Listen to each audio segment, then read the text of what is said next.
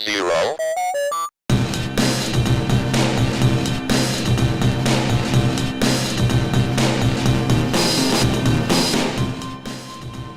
It's Radio Zero with Rick and Rose. I almost forgot. I'm entranced with how I just can't believe I look like that. It never occurs to me to look in the mirror before this. And I could be here naked. I could be, it never occurs to me that I should try to look nice. You can subscribe to the podcast through Apple, Spotify. You can go to radiozero.us. We're live streaming. When we do a live stream, we're on Facebook, on the Radio Zero page, and the Poster Children page, on Twitch at PCJCUSA, and on the Poster Children YouTube channel. We're on Patreon, patreon.com/Radio Zero. And, let's see if I hit the right music.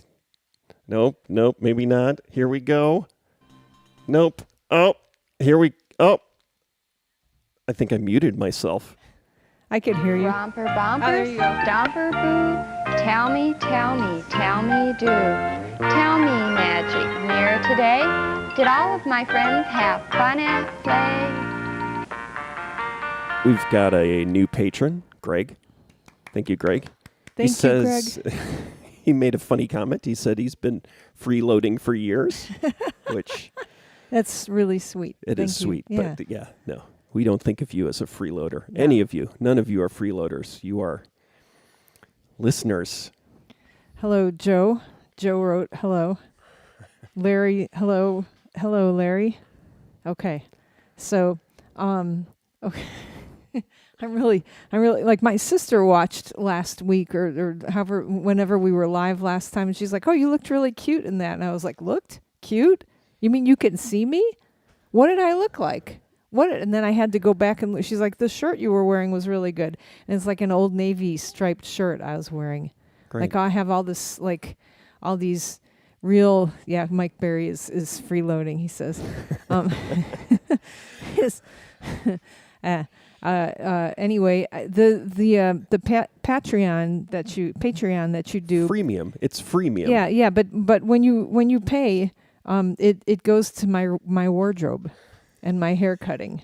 So thanks. And Rick's hats. Actually, I had a moment of panic when I paid the web hosting company bill, which was a lot more than it had been in the past. But I had mentioned a while ago that this Patreon money goes for the web hosting, so that we can keep all the episodes up online ourselves and everything. And so there's like 20 plus years of this stuff. So we started pushing the limits of our regular plans. We had to go to the digital Rhino plan or whatever, like they always have these different levels, superstar plan, and so that, and then I just paid it at the beginning of the month, and it definitely, the Patreon helps with that. So thank you very much.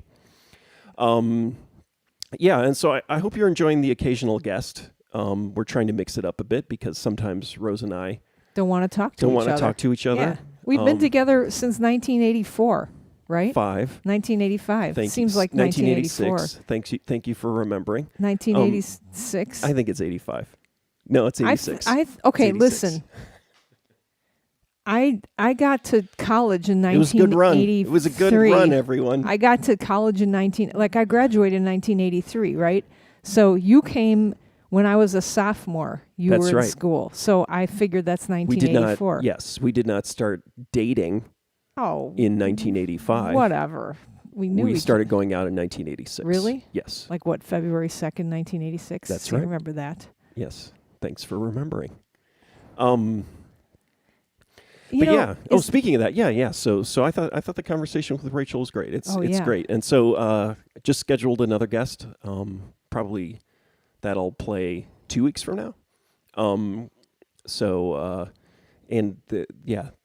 like a thread. If you would like to be a guest on Radio Zero, you have to fit into these very specific parameters all of a sudden. It's interesting, and I think what's going to start happening is each guest is going to kind of lead to another guest or something like that. It's really interesting right now. It's almost like it's basically my train of thought, my convoluted train of thought, and each guest becomes kind of leads to the next one. Oh, we should talk to this person. Oh, and so at some point we can map it out and see. Rick how just that wants works. to talk to people. Yeah. Like, and This is my excuse. Yeah. No, and I'm really, semi obsessed with what's his name? Studs Terkel. I just remember Studs Terkel being really important when I was a kid because my mom listened to WFMT all the time, and Studs Terkel had a radio show on WFMT forever. So it's just this old man talking to all sorts of people, and from his books too. And so I find that interesting. So I think it's nice to mix it up because the two of us only have so much to say. Yeah. Yeah. Good. All right. Well, thank you for listening. But this is not one of those weeks. This is one of those weeks where we talk. We're going to have to talk to each other. How have you been this week? I'm doing okay. I'm taking large, mammoth-sized omega-3 capsules. And then, okay, so what were you complaining about? You had a stomach ache yesterday, or I can't remember what you were pooping. You had some poop of I had note. a bad reaction, what seemed like a bad reaction to food. Yeah. And then, and you were like, oh, I wonder what I ate. And then, of course, since I make the dinners, I'm like, oh my God, what have I done to him? Well, no, this was before. It would have been whatever I ate. Yeah, that's why, the day before I came home and made the viral TikTok Satan, which we'll give the recipe for later. But so you had the stomach ache. So I was hoping that you knew that it wasn't something that I cooked for you. No, I was too afraid blaming to say you. something. No, it was not okay. your fault. All right, good. But then he says, yesterday, he's like, I got to show you these pills. They're huge. They're insane. It's and fancy. he comes downstairs and it's like the size of your thumb. It's like one It's of those red. huge, it's almost like a macrame bead looking thing. But I don't have a problem. I have with macrame pills. beads upstairs. They're Yeah. not so, but it looks But like it's red. It's bright red. It's vegan. It's not. So that's the problem. So a lot of people take fish oil supplements, but I'm vegan or vegetarian, so I don't take fish oil you're vegan. substitute or supplements. And I never ate fish, and I've been feeling a little fuzzy, and so I thought, maybe I'll try the omega-3 again because I think I was taking some omega-3 capsules before. So this sounds but like I want to finish talking about your poop. Glucosamine, chondroitin kind so of. let me tell you this. No, so then I go. I just look at that and I'm like I'm impressed by the color, the bright red color, because you don't usually see things that bright red. It looks like a jujube or something. It looks like one of those. It looks like a what is that called? A dot a jelly. Yeah, or it looks like a jelly. Stretched Yes, yeah. On the rack. And it looks like tortured. Yeah. So then he goes, and I go, I just look at him and I'm like, how long have you been taking these? And he's like, a couple of days. And I'm like, gee, you think maybe that's why you're having the weird poops? So one of the symptoms of fish oil capsules is, loose stools and Oh, I'm going to get some then. flatulence. So But wait, yeah, why are you so taking? it may be that. Why are you taking? But this is algae based, so I don't know if the same thing happens. Wow. Why are you taking Swedish fishy? Yeah. Why are you taking? It's like swallowing. Why are you taking omega-3? I'm worried about getting a lack of that in my diet, and because being a vegan and it's I think there is some research. I think it's kind of vitamin D like. It's not totally BS. I think there's a value in it, so I'm giving it a try, and I do feel better, but I don't know if that's a placebo effect. Well, yeah, even if it is, it doesn't matter. That's good. Actually, yeah, what you refer to, what you said, the vitamin D, if you haven't been to the doctor lately and you're depressed, and at least you're a woman, maybe even if you're a man, I don't know. I don't know the male experience, but I know a couple of years ago, I went to the doctor. I'm like, I'm sad still. And she's like, we better check your vitamin D levels. Or it wasn't even that I was sad. I had the dry lips thing. Mm-hmm. Remember, I was like, I'm dying. What's wrong with my lips? I was probably getting breast cancer right then. But my lips were all dry and chapped and stuff. And I was looking on notes files, and this is like a chronic syndrome that people have, and they go crazy from it, right? and she's she's really smart. You know, she's like when you have like a toddler and they want something and you're like, oh, look over there, like distraction. She does that to me. So she's like, oh, we better check your vitamin D levels. And then we checked them. And then she's like, oh, you have way too low vitamin D. They're starting to say now that you need more vitamin D, so take these pills. And then after a while, the chapped lips went away. It might have just been distraction or something. But so, like, if you don't know already, like the glucosamine chondroitin, no, vitamin D though, that's a thing. Like low levels of vitamin D, and I'm like out in the sun all summer, and I still had low vitamin D levels. So just go to our website and go click on the button for the super superior brain formula. Right, and if you type in poster 10, you'll get a 10% discount. It's only $19.99 a week. Isn't that worth your health? You know we're kidding about this, right? But yeah, if you're sad, you think about either having your vitamin D levels checked or like go buy some vitamin D. And you already take vegan vitamins, right? Since you're a vegan. I'm just trying to say vegan like 10 times in the first 10 minutes. Yeah, but I was taking those when I was a vegetarian too. I take you're multivitamins. So does that have omega-3 in it already? No, it has, but it does have vitamin D and some lots of B12 and stuff. So there's certain things, and I'm on the fence about supplements and everything like that, but I don't get sick when I take them.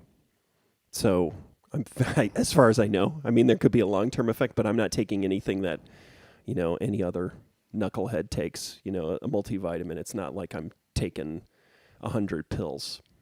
I'm taking like I'm 4 not now. Taking like a, what's his name, Ray Kurzweil level of vitamins. I don't have this gigantic pouch of vitamins that I consume every 3 hours. This is significant, though, because I'm sure we could find a Radio Zero in the last 30 years with you going, vitamins are garbage. It's all a hoax. Well, the vitamin C guy, blah, blah, blah. He wasn't even a scientist. It's not. I don't think I do believe that you're supposed to get your nutrition from food and not from pills. And so that's the thing is I'm going to the doctor on Saturday, I finally got a new appointment with a new doctor. See if I can make it. Well, yeah, it's been 2 years since my last appointment because my other doctor left after the first time I went to the doctor. I don't know if they were related, but we'll see if this next one stays around long enough for me to do two years in a row. 2 years in a row. Yeah. Have you ever had a finger stuck up your butt by a doctor? In a medical? Yes. Like in an office? No. Chad Twiner is saying you look too thin.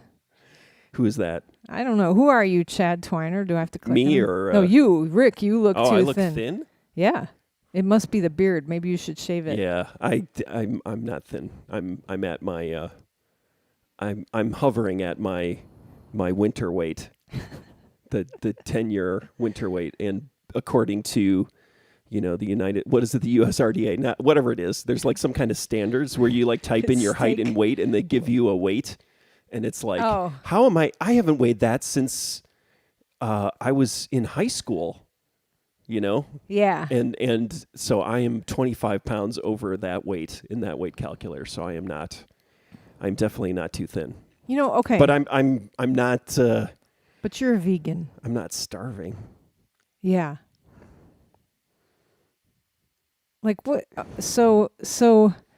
So you're daily, like you get up now, you're not eating the breakfast, right? But you're drinking a little coffee. So I drink some coffee, then I take my multivitamins. Do you I do drink meditation? my protein shake, and then I go to sleep. He doesn't have.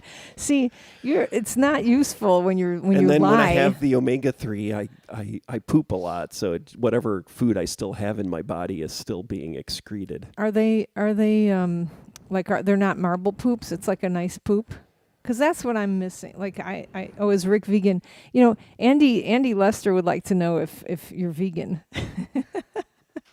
I am right now. I have been since it's like vegan and mid-pandemic. What he does is he stands out on the street corner with like a giant sign that says "I'm vegan," and he proselytizes He's prostratelitizes to people.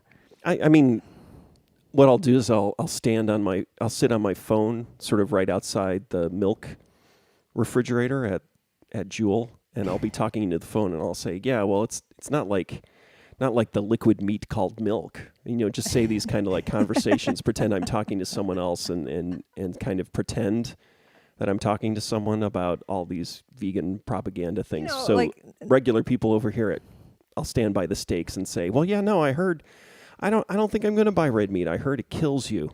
I hear it takes years off your life. I'm going to tell you right now, I've never been near like an irritating vegan. Really, like even Ian MacKay and stuff, like those guys, like I have never felt proselytized. Like I've never felt bad ever in my life for eating meat in front of somebody. Well, then however, I got to tell my story though. Is that we went to that, we went with Ian that one time to that Mexican restaurant, and he ordered, something. And then I said, oh, I'll try that. And then the guy asked, and then Ian said, do you want that with cheese? And I said, oh, yeah, I'll have that with cheese. And then he made a face at me. I was like, I'm from Illinois. I'm from the Midwest. He made a face at you? And he would always, he'd be like, are those shoes leather? He'd always ask, are those shoes leather? But, all right, so I've never felt bad. However, that's different. I mean, Jim and Ian used to have in-depth conversations about shoes. I mean, that's just a shoe thing. It's less of a vegan thing. He's just always looking around for shoes. And then he wants to so know it limits leather. your choice of shoes, and you want to know when it's like, oh, those are cool shoes. Are they vegan? Yeah. Okay. It's a common question among I'm going to finish my fashionable vegans. I'm going to finish my statement now. However, I have been near plenty of people who can't handle the fact that I'm a vegetarian, and I always complain about this. Anytime you go out to eat with people, or you go to somebody's house and they know you're a vegetarian, then they got to always apologize for eating meat, and then they got to say they'll be sick if they don't eat meat, or their husband will be sick if they don't eat meat and stuff. And I tried to be a vegetarian for a long time, and I got very, very sick. It's nothing to do with you. It has to do with all of their guilt and their upbringing. I don't care. I don't want to make people feel guilty, because I am INFP. Same thing with drinking. It's just the same thing. People feel the need to to apologize. They feel like you're a priest or something, and they have to talk to you as if you're a priest. I hate that. I don't like it. You become like some kind of like religious figure. Official. It's like, or parent. It's like, okay. Yeah. Fine. If you want to talk to me about this, about your drinking. Well, I ate a steak. I'm sorry. My daughter. I got like as if I give one even a 1% of a fuck what you eat or what you wear on your feet, or what, as if I do, because I do not. You can eat that was one time you were like, we cook meat for our children, and then that shut whoever it was up, and I was like, oh, that's perfect. All I have to do is say, hey, I cook meat for my kids. Yeah. So there are limits though. Like I just, binge watched How to Be a Tyrant. And they were talking about, I don't know, there were a couple of tyrannical regimes. I can't remember if it was Uganda and North Korea where people were actually eating, cannibalism became an issue because starving your populace is one way to keep them under control. Would you? Okay, so as a vegan, the theory is that hungry people are violent and have nothing to lose, so they'll rise up and kill you. But if you work it exactly right, you have the military controlling them, and then on top of it, they're worried about just surviving. It's a great form of control, but then also you have to worry about cannibalism, and so. You've got your limits, right? Larry says, official poster children, quote, "I'm vegan" t-shirts will sell like hotcakes. Vegan hotcakes, right, Larry? That's right. That's, man, so the night before we left for our vacation, I took the kids to visit my parents, and the night before, like around 10:30, is when Bag Boy decides he's got to make 3 t-shirts. I got to make t-shirts to wear in Florida. And Bag Boys Florida T-shirts will be great. They'll be educational for Florida men and women, right? So I don't ever want to stop him from doing what he from making his art. So he ended up, he's like, I had to pull down my little cutting machine, and he made a Pulp Fiction shirt that says Plip Fuction on it. I don't know why I'm talking about this. And then what was the other one? He made an Antifa shirt to wear on the plane. Well, it's both. It says Pulp Fiction on the front, and on the back it says something about anti-fascist. No, Antifa. he's got two. There's okay. two different shirts. He made two different shirts. But I think I'm saying that because I can really easily make I'm vegan T-shirts now. It took him like 20 minutes. Yeah. Vegan hotcakes. So okay. So if you were here's my like commercial radio station host. Like, so Rick, if you were in one of those third world countries and you were starving, would you actually eat a person, or would you adhere to your vegan beliefs? I always think about that. What's the movie with the people in the plane? I do. I think about it a lot. As I'm just sitting there. What's the movie with the plane crash? Alive, Survive. Would I eat Rose? No. Yeah. No. We're and what's her name? The kind of strange-looking actress. She decides she's not going. Tilda Swinton? No. Earlier than that, but it's from like 20 years ago. It's the people that they crashed in the Andes, and then they have the dead bodies, and they're frozen in the ice, and then there's Alive. a person who says, yes, and there's the woman who says, "No, I'm sorry, I'm just not going to eat people," and she dies. But I feel like that would be me. Only if the person was a vegan. They make her seem kind of saintly, I remember, but I'm just like, and this is my, at some point, it's kind of like my apocalypse response, where it's just like, what are you going to do about the apocalypse? And I think about that, or like, how are you going to survive and everything like that? And it's like, the easiest plan is like, I'm going to be one of the 99% of humanity that dies on the first day or the first week. That's my plan. That's my apocalypse plan. Really? There's absolutely no upside to planning for surviving when there's some huge. You obviously never played Traveler when you were little. That's what I'm talking about. No, not Traveler. Sorry, it's all fantasy. It's like and it's Tomorrow like Project. And if you spend your time trying to, I've got a generator, right? We have a little bit of food in the house, but it's like kind of like. And we were able to, clean out the basement when it floods and things like that. Would you eat? Okay. All right. But it's like, okay, let's say society completely collapses and they're roving bands of monstrous people with, weapons and everything like that. It's just kind of like, why would I want to survive in that environment? So would you eat a cow or starve? I'm just ignoring what you were saying. Oh, I'd probably. This is Chad asking you. Yeah, but what? So again, what would that situation be? It would be like I'm trapped somewhere on like my airplane's crashed in the Andes, and they just happen to have a cow under there instead of just people, and so like there was a cow and there's a frozen cow, and so my choice is. Would you eat a rat or a cow? Rat. Again, I don't understand these questions. Can I ask you a question? You've been asking me questions. All right. Here's when we were gone in Florida, and it was intense, but you had to watch the rats. Yeah. You were like, and you were just so like, you're like not like a bird person or anything. Did they make me hungry? Like, did I think about eating them? So what was it like? Were you like, oh my God, like, were you scared? Did you warm up to them? Like what? No, I mean, the thing I don't like, I can tell you the things I don't like. I don't like them urinating on me, which they constantly did. So they just pee constantly. In this pandemic era, and also during the summertime or when I'm on breaks and I don't have to talk to humans, or interact. Oh, with you don't humans, always wash. I'll wear my clothes again. I'll do a 2-day thing. Yeah. I just it's no, like you have to have special rat clothes. It's just like when we used to play shows and you have special smoke clothes. I never had that. I didn't. You had that stuff, and like the Catholic kids, would come home from school and they change clothes and everything like that. It's like I always hated that. I like putting on an outfit for the day. I don't want to change clothes in the middle of the day. I want to have my daily outfit and then I want to have my sleeping outfit. I do not want to have multiple. All right, so you don't like the And rats so yeah, peeing on you. but regardless, yeah. So at night, but I do this at night, and then I'd have to, those clothes I couldn't recycle. Like if I had taken a shower and I felt relatively clean, and I felt like, oh, tomorrow I'm not going to take a shower. I'll just wear these shorts again, right? I'll change my underwear. Yes, thank you for asking.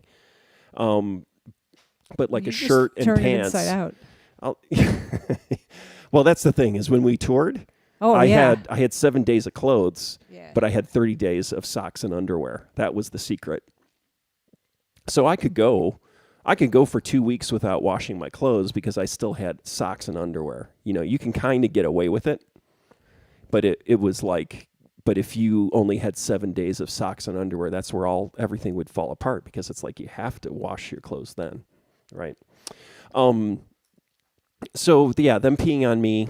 So I'm not able to recycle my outfit. But do you like how they like? Who did you? And then they jump up, and at some point they just leap onto my shoulder, and then just start walking on my neck and everything like that. And I see you guys walking around with rats on your shoulders and everything like that. But to me, it's like, I don't know. It's kind of like having a like the vampire like hanging on your neck or something, or like a bat. It's just like there's nothing pleasant about it, and I don't know how to. Furry. Yeah, but there's nothing like their little tiny claws and just walking around on your shoulder and your neck and everything, and then jumping on you like they would jump on my head, on my hair. You have somebody watching from the Philippines. That's terrible. Hi, Jen. That's where I drew the line, and so I'd have to, and I'd be like going, making all these horrible noises and grabbing. They're so sweet. Grabbing these rats and putting them back on the floor. that was very nice of you to take care of them. But in general, I don't mind them. Especially if it's not my room. It's our son's room. It's Bag Boy's room, and so they're taking dumps all over the place, and I'm trying to clean it up a little bit, but I'm just kind of like, okay, yeah, if you want to take a dump in your dad's room, go ahead. Grandpa will watch you and make sure you don't die. Make sure you don't walk out of the window, the second floor window. But Grandpa's not gonna, spend all of his day cleaning up your poop everywhere. Okay. All right, that's good to know. So, in like the two things that I learned in my family vacation was that my dad, who's 93, 94. I guess he's only 1928. He's only 19.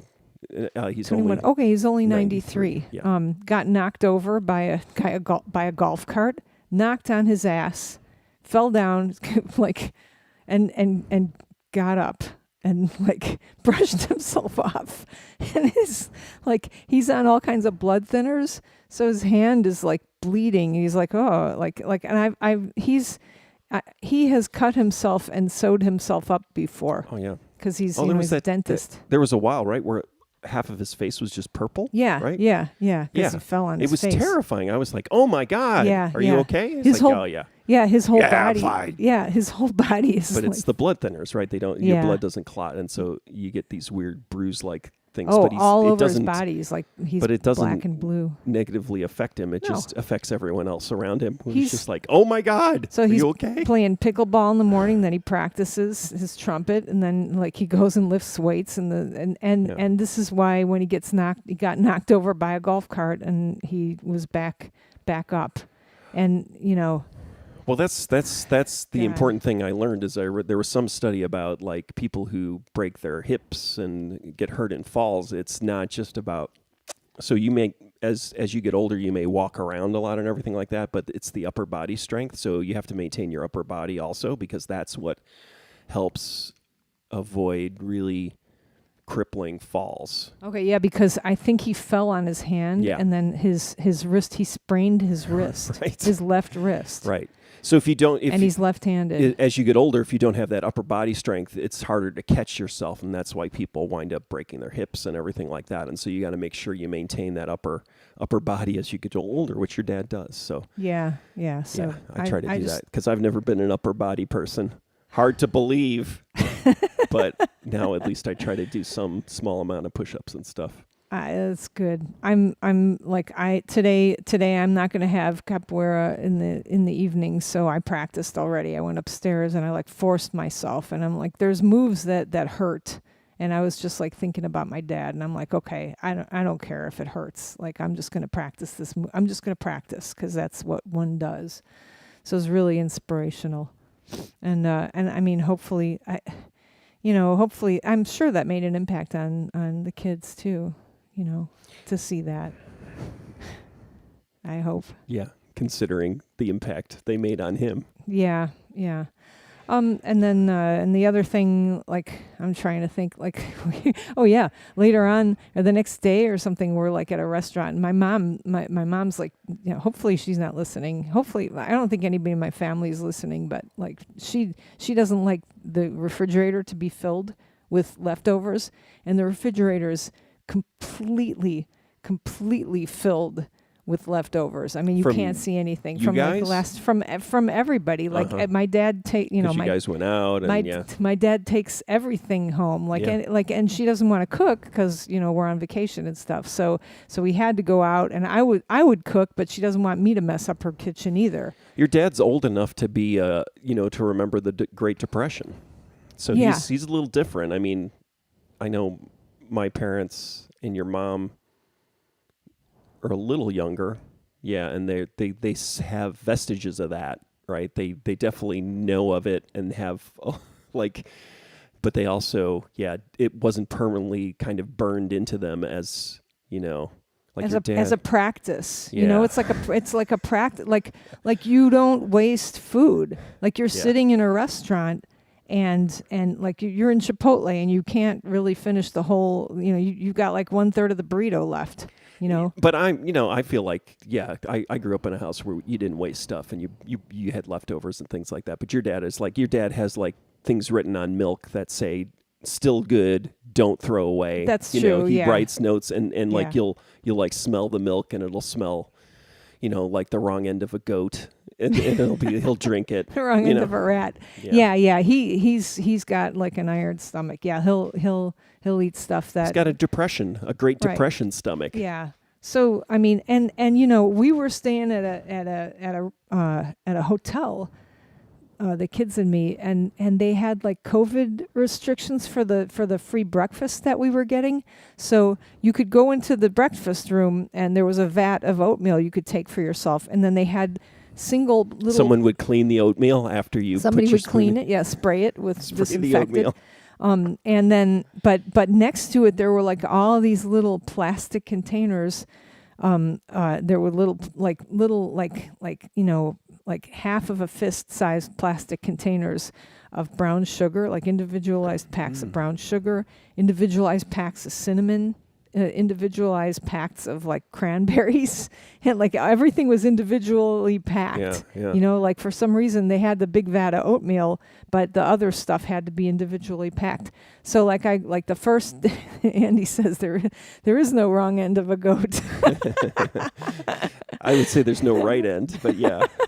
Well, that's why. That's why he's an optimist. I'm a pessimist. Yeah. That's just the way it is. Some people see both ends of the goat as being wrong, and some people see both ends being right. But anyway, I'm sitting at the breakfast, or I brought the breakfast upstairs or something like that, and I take like a little brown sugar tube, and then I take a little cinnamon tube, and I like pour a little cinnamon in there and put it down on the table, and Graham looks at it, Bag Boy looks at it and says, that's probably about $12 worth of cinnamon there. And I'm like, I know, I'm bringing it home. Like I'm bringing it upstairs. So we had like, you see the goat is half empty. Yeah, so all the free hotel food. I don't know if you guys have ever been on tour and actually stayed in a hotel, but when you get free food in the hotel, I mean, you got to stick a couple of oranges in your pockets. And like the free bagels and stuff. I mean, there's no reason. Freeloaders like you is what makes that so expensive. Yeah. Well. Anyway, so I brought home the brown sugar. My mom has little baggies, and I brought home brown sugar, and I brought home cinnamon. from the hotel, like the free cinnamon from the hotel. Yeah. But so I'm like And that too. Maybe it's not having to do with the Great Depression. Maybe it's just getting old. And yeah, that just happens as you get older, as you start saving everything. And it's like, oh, we need more of these mustard packets from the Chinese food place, even though we never use them. Yeah, I'm not a hoarder though, like you are, So like, I'm a collector. Yeah, I don't save stuff, but the Archivist. Food. Yeah, I don't see why it should go to waste, And so even yesterday, like I made some kind of black bean thing, and I used some of the brown sugar from the hotel. I felt very like I felt what is that called? Permaculture-y, using the food from the hotel. It's like permaculture. It's like urban permaculture. Yeah. Permaculture, I think, is urban permaculture, but so my mom is like in the restaurant just screaming, "No more food!" My dad's like, "Let's take this home and let's take this home." And my mom's, "No more! You can't bring any more food into the refrigerator. You can't see anything in the refrigerator." And she's right. And my dad like sort of has Tourette's, like sort of, right? And so he has all these words that he says. What do you call it? It's not professionally diagnosed. It's not self-diagnosed. It's like family diagnosed. Like we asked his friend who's a psychiatrist if he has Tourette's, and his friend just said, "What's the difference, Rosie?" Like, okay, I guess you're right. But these are accents that he says that like are kind of, I think it's, I was trying to explain to the kids, it's like when he's playing a show, he's a jazz trumpet player, and like at the end of like a jazz trumpet, piece, you might go, bah, they're like riffs. that. Yeah, they're riffs. So but they're mouth riffs. Yeah, no, that he has says. riffs. So comedians have riffs. Yeah, jazz musicians have riffs. So he's got his riffs. At the end of a song, if I'm listening to a song, I'll even imitate him. I'll be like, cock. He says cock a lot. He says.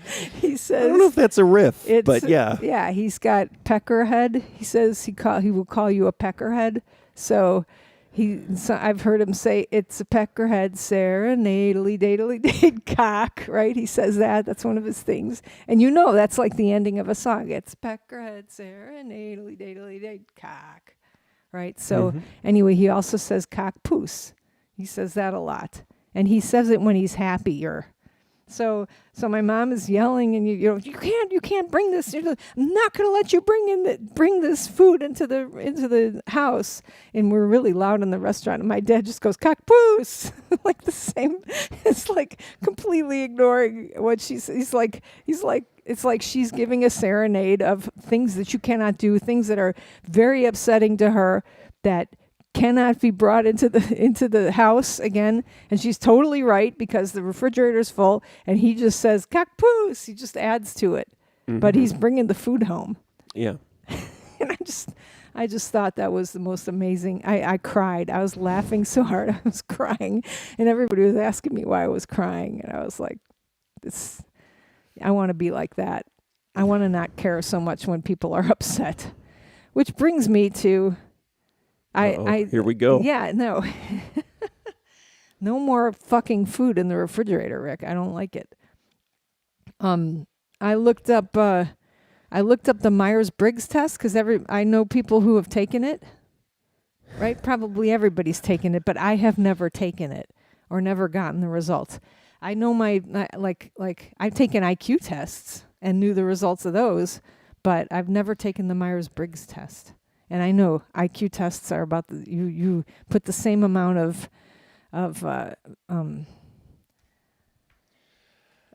value. Thank you. That's the word. In both of those. So I got INFP, and I know that there were cartoons in the one that I took. So I figure every single one of the 16 personalities is going to be like, you love people. You're a happy, you're loved by people.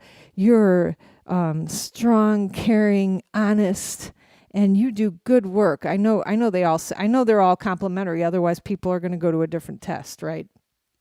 Like none of them say, you're probably an asshole. Like, do any of the personalities say that? I think they do. No, I think probably not. they say the pluses and the minuses, Did the you pros get one and of cons. those? Well, mine was all positive. Really? So, no. So maybe that's thrifty and brave. what's the term for INFP? INFP, for me, hopefully I'm getting the letters right, said the mediator. The mediator. Which I have said that now that I'm the director of our program, the only reason that I took that is because I kind of feel like I could be a good mediator. Mm-hmm. Like I don't care enough about, I care about all you guys, but I don't care enough, like I don't have an agenda. Like I feel like I can try to calm everybody and try to balance everybody. Mm-hmm. That was the only thing. So I was happy to get the Mediator, and then I was like, oh, I wonder what other things there are.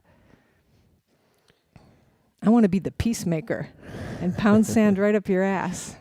So the problems I have with it is it's based on self-reporting, so it's what you think you are. It's not. There's no.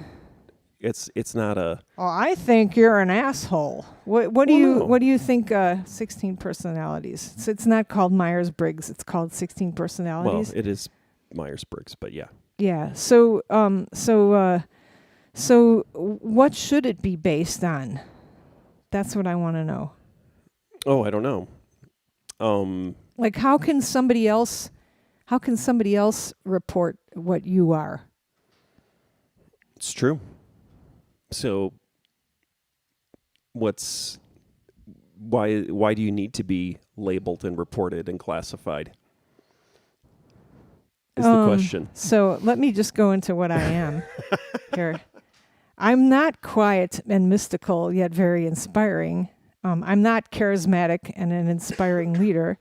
I'm not enthusiastic, creative, and sociable. I'm not any of those. I'm not imaginative and a strategic thinker. I'm reading all the other ones. These are the characteristics that I am not. But wait, so you took the test and it said you were this thing, and you're reading all the things that it says that thing I'm is. Not. That I'm it not. says you're not. No, those are the negatives. Those are what people who are you saying? I'm reading what other people are. What doesn't match you? No, okay. I'm reading all of the other. Okay. All the other person. I get it. Okay. I'm not a bold and practical experimenter. I'm not smart, energetic, and very perceptive. I'm not spontaneous, energetic, and enthusiastic. Okay, here's what I am. I'm poetic, kind, and altruistic, and always eager to help a good cause. So now, what are you? Here I'll say that didn't seem like there were any negatives. I think you have to pay for the negatives. Right. I have empathy. No, I think other people pay for the negatives. Oh, strengths and weaknesses. Okay, I'm empathetic, generous, open-minded, creative, passionate, and idealistic.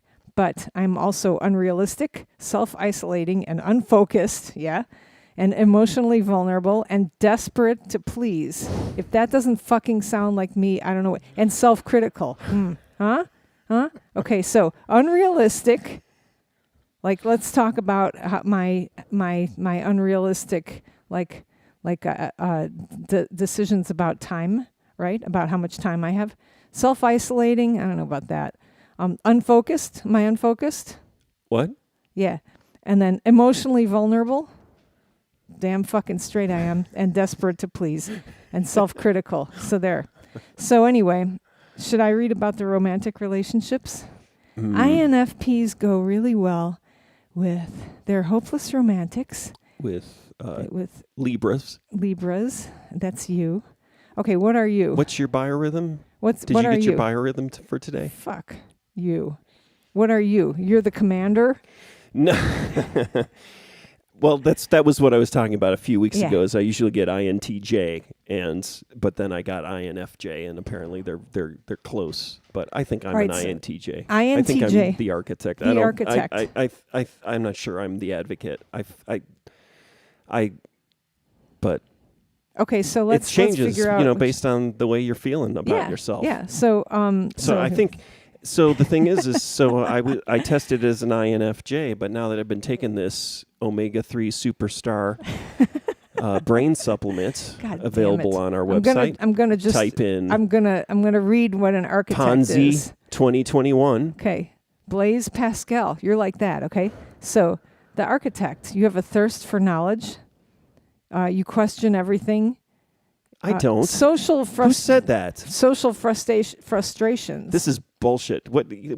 Where's the chess science game behind of life. this? Okay, strengths and weaknesses. Was this done in a Strengths. systematic way, or was it just a mother and daughter who are really into Carl Jung and decided to make it into a test?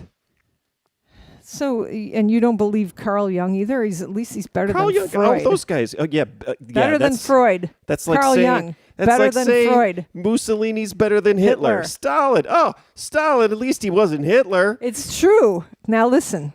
Here's what Rick is. He's rational. Architects pride themselves on their minds. That's you. Okay. Informed. Few personality types are as devoted as architects to forming rational, evidence-based opinions.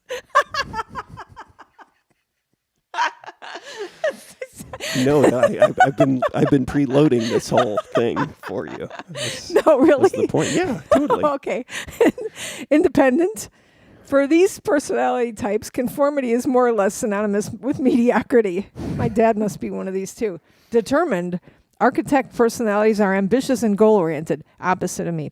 Curious. Architects are open to new ideas. I mean, this is like got a picture of you here. Versatile. Architects love diving into all sorts of challenges. Let's find out your weaknesses. Number 1, arrogant. Architects might be knowledgeable, but they're not infallible. What? Dismissive of emotions. That's why it doesn't fit with me. For architects, rationality is king. You didn't like this. You didn't like this part. Overly critical. These personalities tend to have a great deal of self-control, particularly when it comes to thoughts and feelings. When the people in their lives fail to match their level of restraint, architects can be scathingly critical. That's not you. Combative. Combative. Learn to talk. It says combative. Oh, really? Architects hate blindly following anything without understanding why. Well, that works.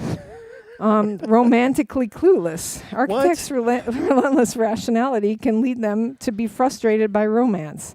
Especially in the early stages of a relationship, they may struggle to understand, well, that didn't work. That's not true. Probably because you were with somebody else who was romantically clueless or something. Because remember the first 2 weeks we just kissed? Like just constantly.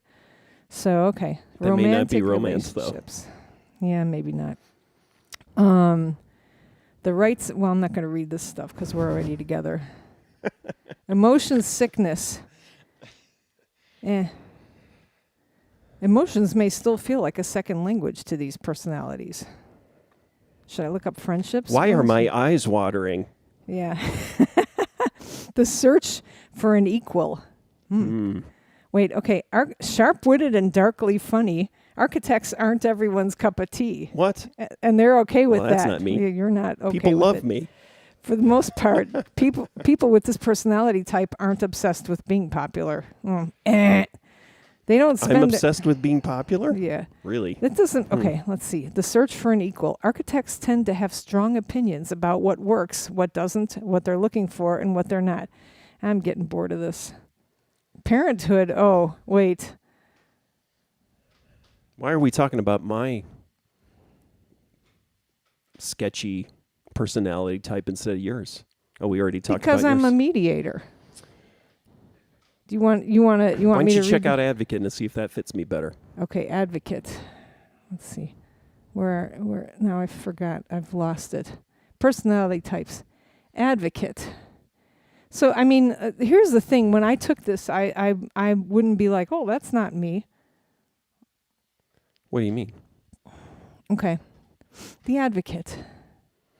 I'm just deeply suspicious of this because the standing up for what's right. I worked at a place. Right. I worked at a place years ago that was there was a slight cult-like undercurrent at this workplace, and they were really into giving people this test.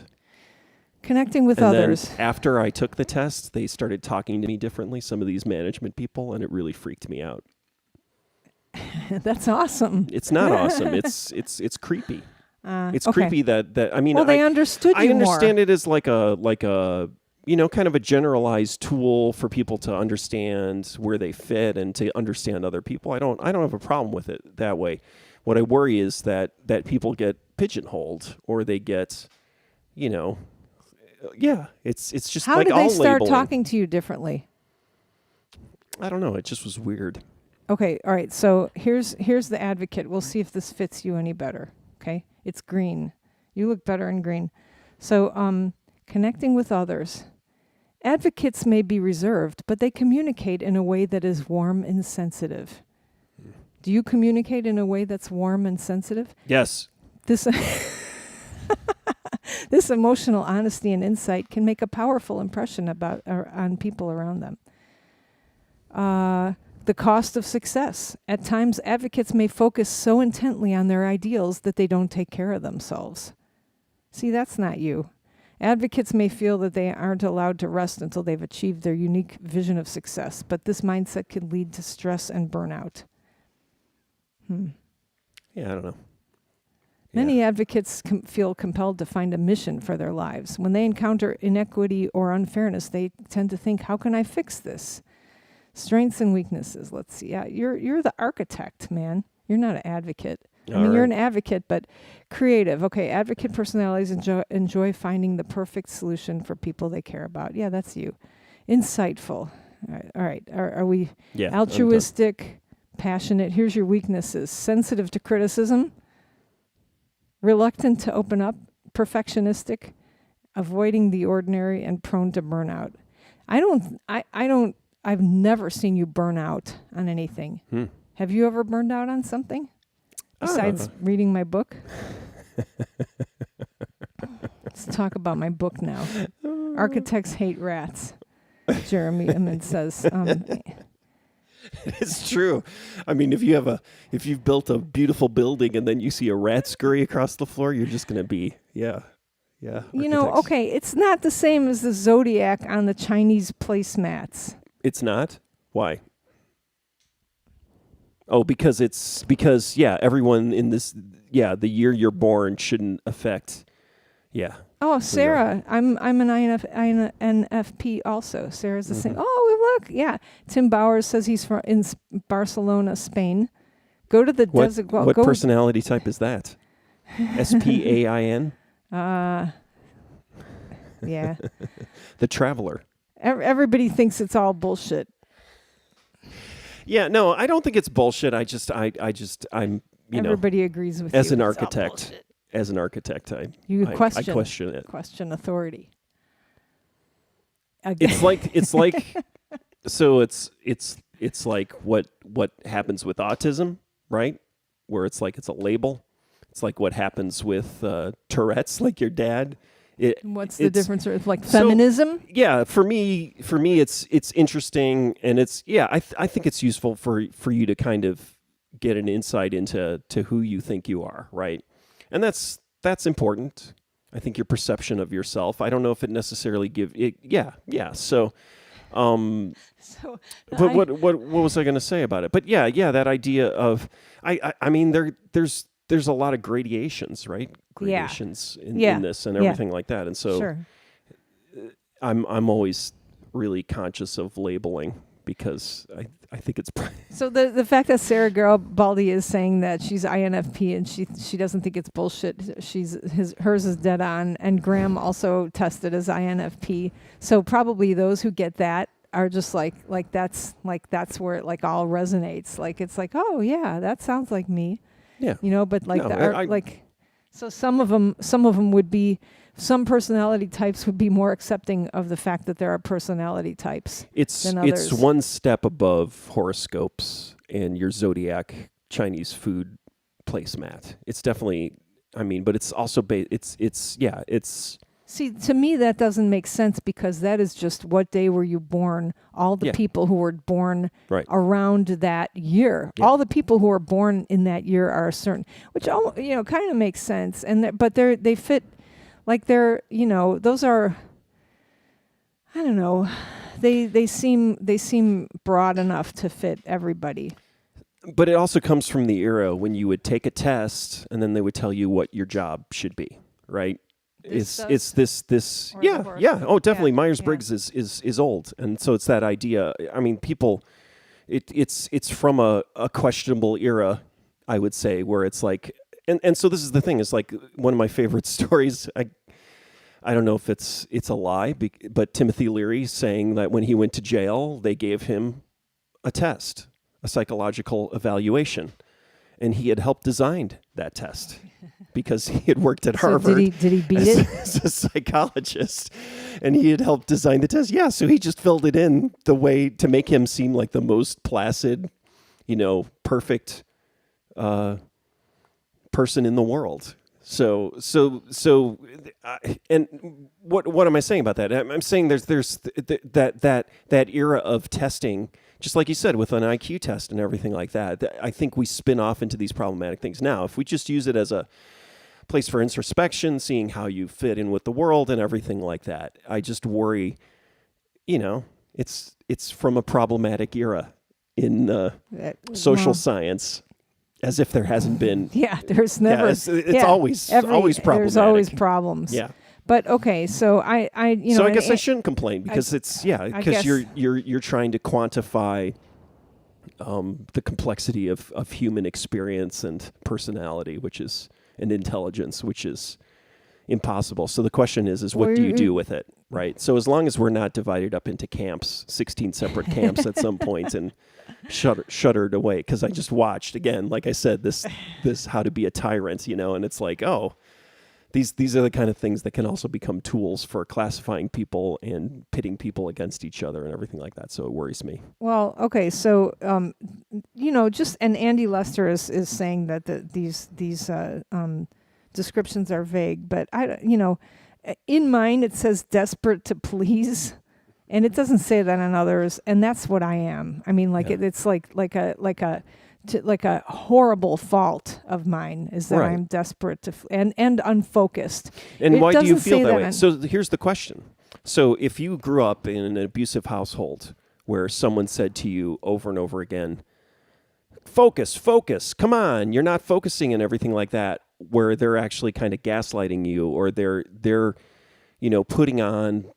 putting off their flaws onto you, right? Let's say you're in you're not an introspective person, you haven't thought about your life, and you've been abused, and you have these preconceived notions of who you are, right? Based on other people's defining you, right? Right. Think about the way this test works. It's like, are you unfocused? Yeah, I'm a piece of shit. I'm unfocused, right? It's like, that's what my abusive father used to always say to me, right? Like at some point. Was that one of the questions though? Are you unfocused? I don't know, but I'm giving you a for example, right? So this is the problem is I don't know. Yeah. I don't know if it's necessarily anything more than a superficial kind of interesting thing, but I don't know. I just don't. I don't want. Like, oh, I'm this. I shouldn't. I should be. I'm an architect. I should be doing much better things. It's like, and it's like, oh, I don't know. I'm not saying that's what I'm going through in my mind, because as an architect, I know exactly everything's going according to plan. No, you're striving to make yourself go according to plan or whatever. Yeah, I understand what your problem is now. Haven't you read A Brave New World, right? Yeah. So, okay. So speaking of, what was the name? Oh, speaking of Hitler, we were like trying to decide, like Graham wanted to force my parents to watch a movie. Mm-hmm. So I forced my dad to watch Whiplash, because he's a musician. He didn't like it. He said the teacher was mean, even though he was as mean of a teacher. Like, he wasn't that mean, obviously, but, he's a pretty much a perfectionist when I was growing up, right? So, I thought he'd get into that because I like that. I'm glad he was like that for me, and I feel like that shaped my life and turned me into an INFP.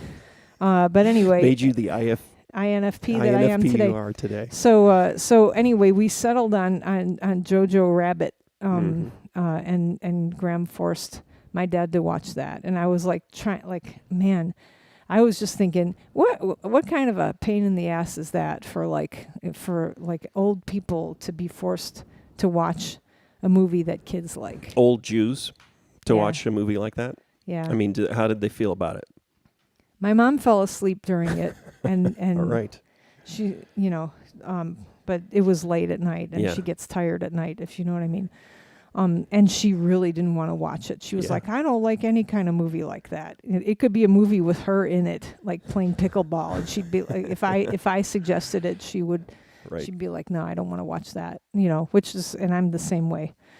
But my dad, was like trying to defer to Graham, so he watched it. And like it starts out with a little kid and war and stuff like that. So I think my dad, I think it captured him at the beginning. Right. He's kind of, and we had he watched the whole thing, and at the end there's a Rilke quote, like let beautiful and terrible things happen to you. Is beautiful quote. Like the second, I've seen it now twice or three times, this movie.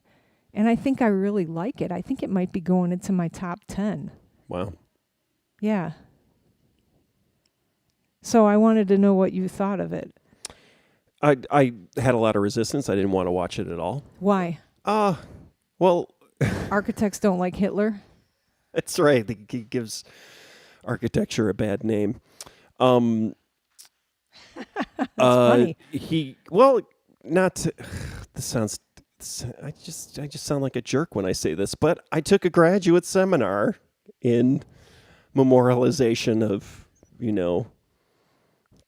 huge tragic events, and we spent most of our time talking about the Holocaust and how the arts Was this try to Laurie represent Hogan? it. No. No.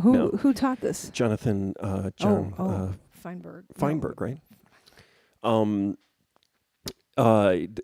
And so watching, you're watching Schindler's List. What's her name? Maria, the Fassbinder movie. Like it could have been. Well, I think we watched a couple of Fassbinder movies, and we read a lot of books and everything like that. And it's just it's frustrating because as you start analyzing and thinking more and more about it, you feel like this is such a tragic, large-scale event that any type of art that tries to encapsulate it winds up minimizing it. But the question is then, well, but what do you do? How do you make sure that people don't forget, right? So it's like, art is a very powerful tool. And talking about memorials and things like that, and how to deal with it and everything like that. So I'm never interested in watching a movie related to that era, but I thought it did a pretty good job.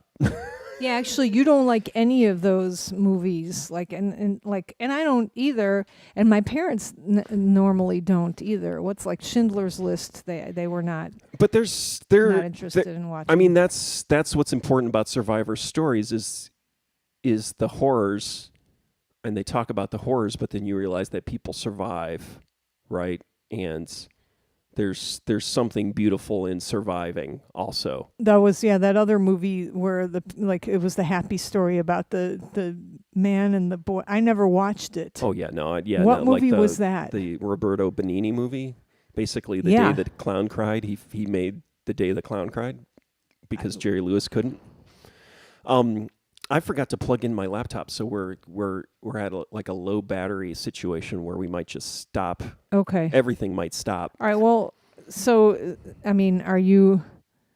I'm not anti Jojo Rabbit. I don't know if I'd watch it again. I mean, it was tragic to watch it with our 12-year-old and know what was going to happen during the scene with the mother. Life is Beautiful. Yeah. No, not Life is Beautiful. No. Dan and his. Oh yeah. Right. Yes. Yeah. Where it was just like, but I know I saw movies and moments like that in movies, and they had a profound effect on me and definitely resonate. And so I thought it was done very well, and it shows the cruelty of the world and how you have to be, you have to fight, I guess.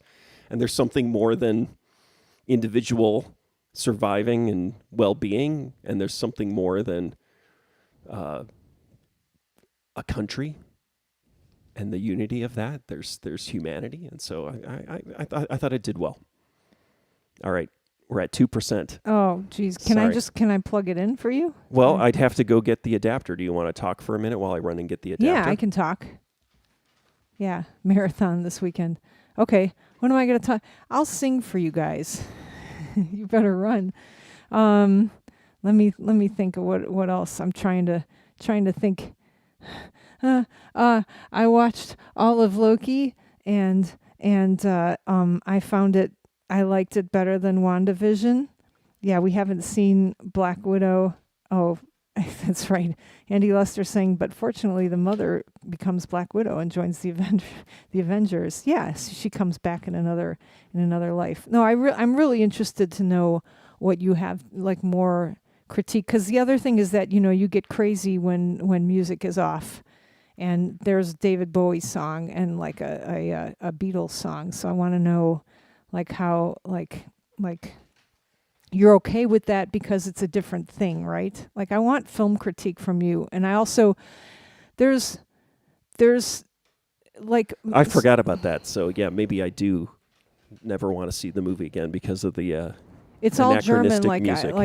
Oh, they have like the German, hand. Yeah. Oh, and then they have a German David Bowie. That Heroes. bypassed. I remember that. Yeah. So bypassing my hatred of anachronism in music choices, because it was so far off, you were okay with it. Well, yeah, and it's exciting to hear the Beatles, Yeah. German Beatles things, and I got to say to the 12-year-old, "Oh yeah, these bands would do German versions of their songs." Did it have a German Peter Gabriel song in it? I don't think it did. I can't remember. But yeah, Helden, right? Yeah, the German heroes. Yeah. So my mom was like, so we finally, she was like, well, I don't like movies. I only like movies that win Academy Awards. And Graham's like, it won an Academy Award. She's like, but I don't like kid movies. And he says, it's rated R. And she's like, well, she kept saying different things, and it was he was getting so mad. And I've had these arguments with her before. But then she was like, you should watch, these are my favorite movies. And she's telling us what her favorite movies are. And we were like, I'm like, I don't like movies like that. So her favorite movie, she wanted us to watch a movie called The Debt. The Debt? Yeah. DEBT? Yes. Is it a woman murders her husband movie? It's sort of. I think it's a movie where one of the movies she's trying to get us to watch was a movie where they're looking for a Nazi war criminal. And interesting. Yeah. So and Marathon Man? No, they're looking for a Nazi war criminal, and then there was another, and there was a gynecologist involved. Like he may have been a gynecologist, or somebody had to go. So I was like, well, right there, that's inappropriate. I don't want my children. Like we know that the Holocaust is horrible. Or Larry is saying The Debt is actually pretty good. So I know the Holocaust is a horrible thing, but then when you like conflate it with gynecology, it's like, the stands for the raping of the world and stuff like that, and like it's just too intrusive. Rick is looking it up now. Oh, John Madden. Then there was another movie that she wanted us to watch that it was something about it was like a race movie, like racism is bad movie. And this was like, but it called all this stuff into question, and it had famous actors in it. And the bad thing that happened was a white policeman felt up a black man's wife in the car. Like it's so, like I was like not, it like, it sounded, these sounded like real, like real obvious, horrible, like hit you over the head with bad stuff. Yeah. Academy Award movies. Okay. So that's what they are. Yeah. Academy Award movies are crap, usually.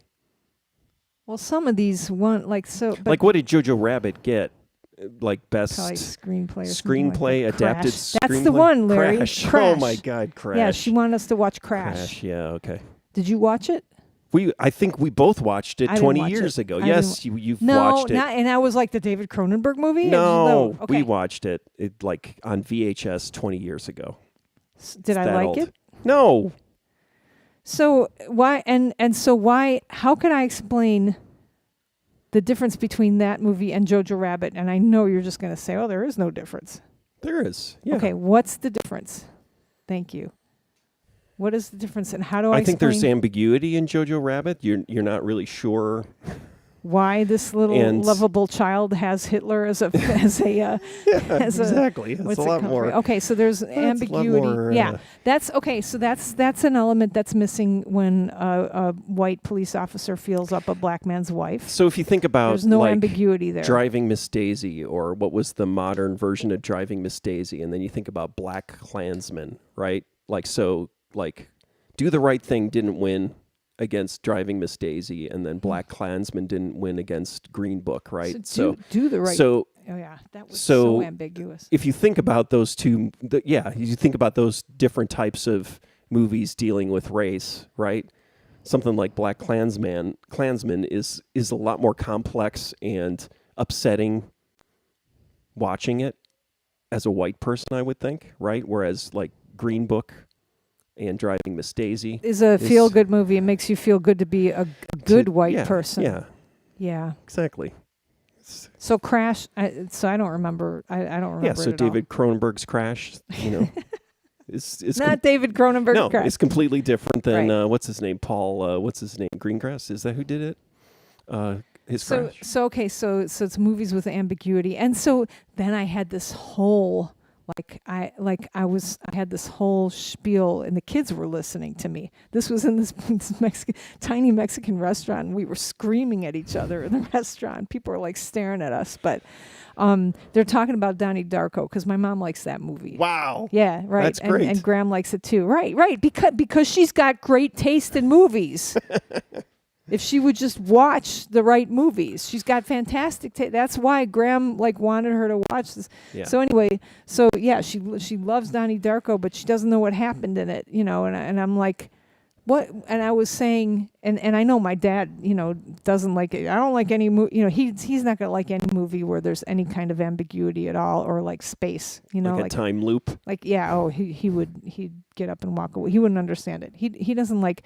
He likes more realistic things, right? Right. So what I was trying to explain was okay, have you ever been to have you seen art? They haven't been to an art museum, but art that is. Art that's like a still life, like you see fruit and vegetables in a bowl and it looks exactly like it. It's like perfect. It's a perfect replica. Have you ever seen those? And they're like, no. And I'm like, just think about a painting with grapes and an apple and like a wine glass. Have you seen a painting like that? Yeah, I think so. Yeah. Okay. That's like have your mom watch Eraserhead. That's like a perfect. That's a perfect replica. That's a perfect replica. Now, have you ever seen like Renoir or Degas? I don't even know how you pronounce these guys, right? But how those painters paint, and it's kind of blurry, right? So you're looking at it, you kind of get the picture, but it's blurrier, right? And this is where I lost my dad, even though like he taught me about Renoir when I was like 6. So at this point he didn't want to hear me talk anymore, but the kids were listening.